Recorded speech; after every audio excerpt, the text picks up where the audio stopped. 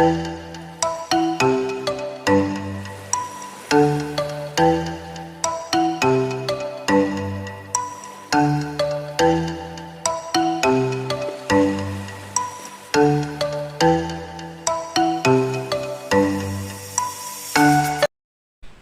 morning, everyone. I am Christy Handog, and for today's video, I and my group mates will be discussing about agricultural geography with its subtopics, which are agriculture in more developed countries and the Green Revolution.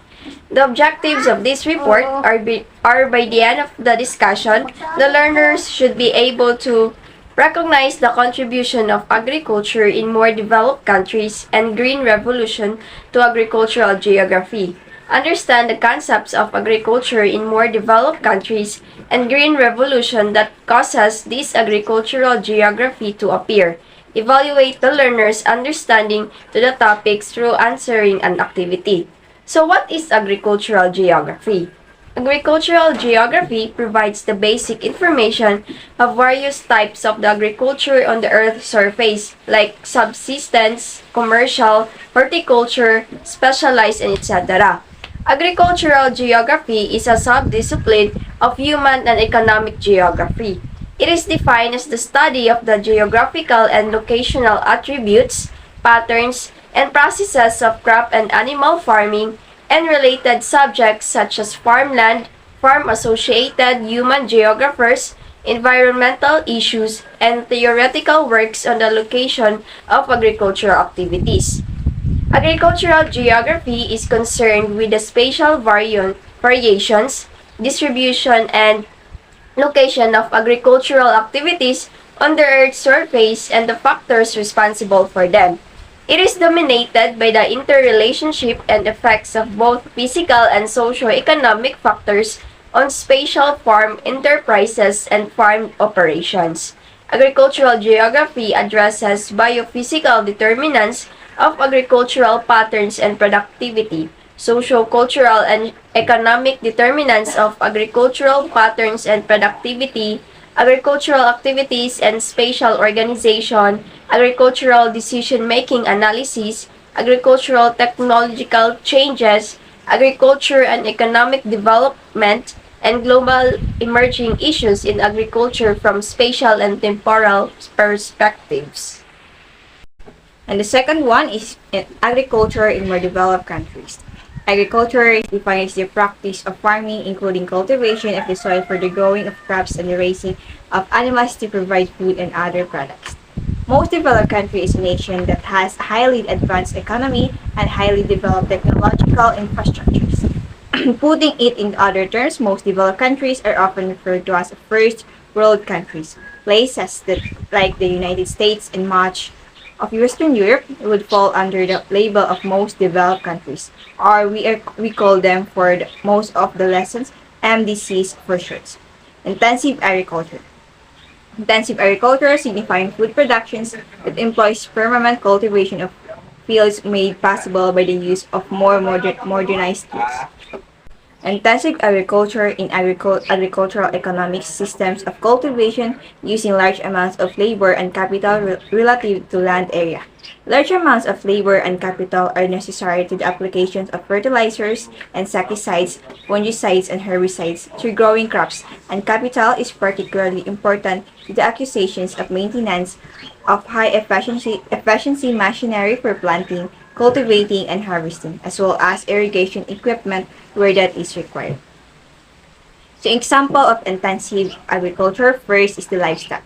Livestock is keeping the animals enclosed in small spaces and delivering their food to them, and this forces them to grow more quickly and reduces the need for space. Livestock farm animals, with the exemption of poultry. In Western countries, the category encompasses primarily cattle, sheep, pigs, goat, horses, donkeys, and mules. Other animals such as buffalo, oxen, llamas, or camels may predominate in the agriculture of other areas.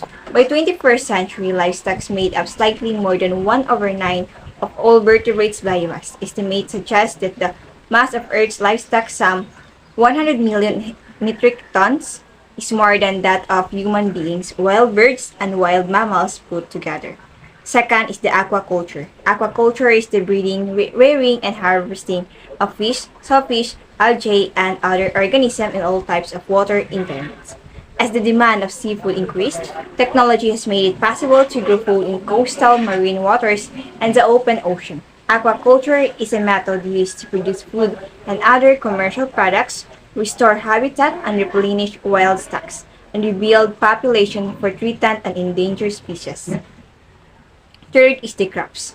There are several ways that the farmers who grow crops use intensive agriculture to produce higher yields. Tactics include the use of pesticides, insecticides, fertilizers, irrigations, and the use of genetically modified seeds. Types of crops: corn, wheat, soybeans, and etc.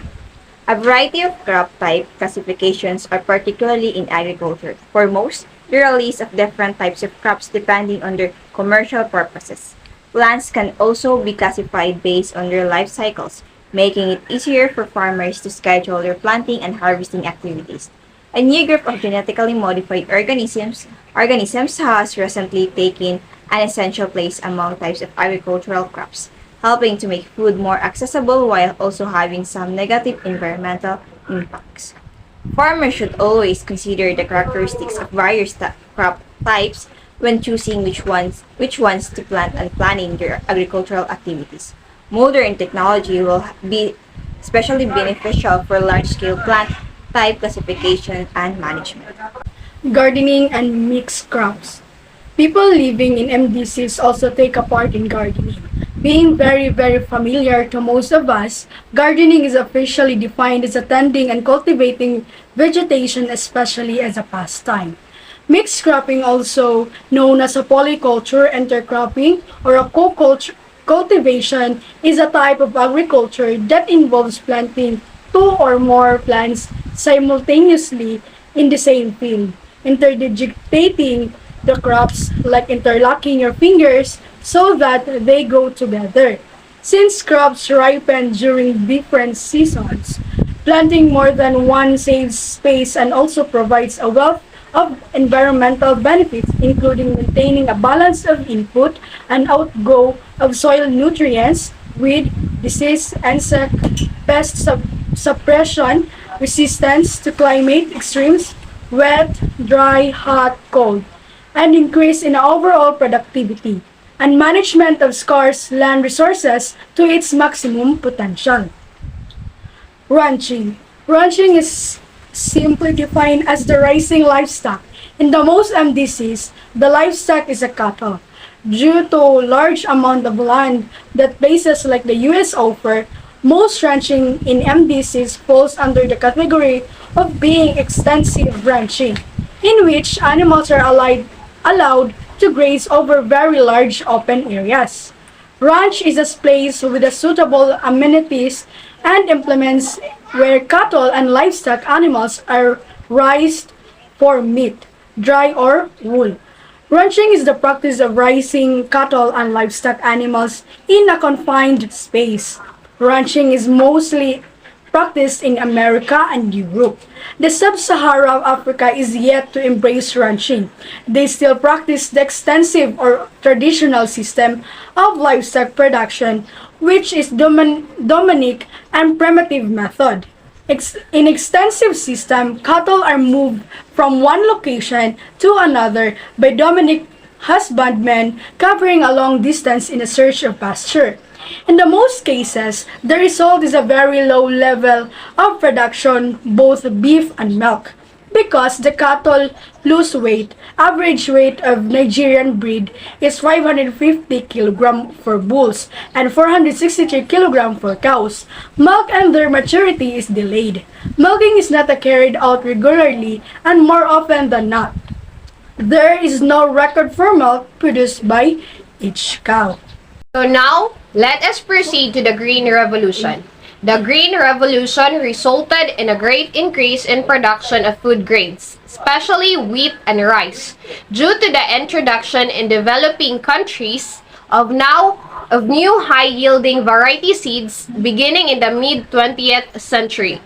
The Green Revolution was an endeavor initiated by Norman Borlaug in the 1960s. He is known as the father of Green Revolution in the world. In India, the Green Revolution was mainly led by M.S. Swaminathan. The Green Revolution, spreading over the period from 1967 to 68 to 1977 to 78, changed India's status from a food deficient country to one of the world's leading agricultural nations. The short-term effect of Green Revolution. The revolution was launched to address India's hunger crisis during the second five-year plan. Long-term. The long-term objectives included overall agriculture modernization based on rural development, industrial development, infrastructure, raw material, etc. Employment. To provide employment to both agricultural and industrial workers, and scientific studies, producing stronger plants which could withstand extreme climates and diseases. Globalization of the agricultural world. By spreading technology to non-industrialized nations and setting up many corporations in major agricultural areas. So here is the basic elements of Green Revolution.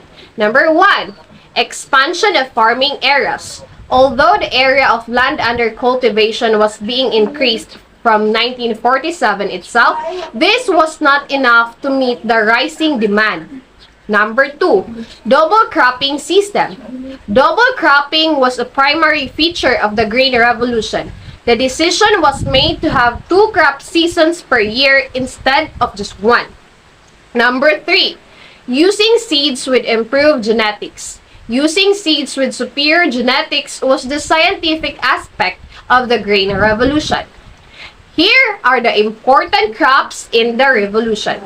Main crops were wheat, rice, jowar, bajra, and maize. No non-food grains were excluded from the ambit of the new strategy.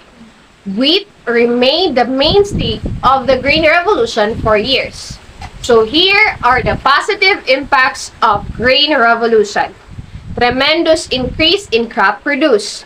It resulted in a grain output of 131 million tons in the year 1978 to 79 and established India as one of the world's biggest agricultural producers. It reduced import of food grains. India became self-sufficient in food grains and had sufficient stock in the central pool. Even at times, India was in a position to export food grains. Next, it benefits to the farmers. The introduction of the Green Revolution helped the farmers in raising their level of income. Next, industrial growth.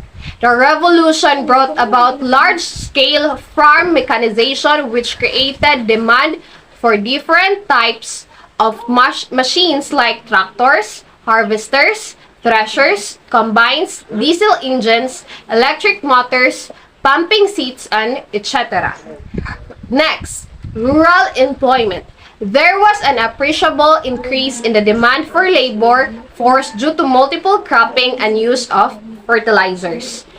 Here are the negative impacts of Green Revolution. First, non-food grains left out. Although all food grains including wheat, rice, jowar, bajra, and maize have gained from the revolution, other crops such as coarse cereals, pulses, and oilseeds were left out of the ambit of the revolution. Next, limited coverage of HYVP or High Yielding Variety Program was restricted to only 5 crops: wheat, rice, jowar, bajra, and the maize. Next is regional disparities. Green Revolution technology has given birth to growing disparities in economic development at inter- and intra-regional levels. Next one, excessive usage of chemicals.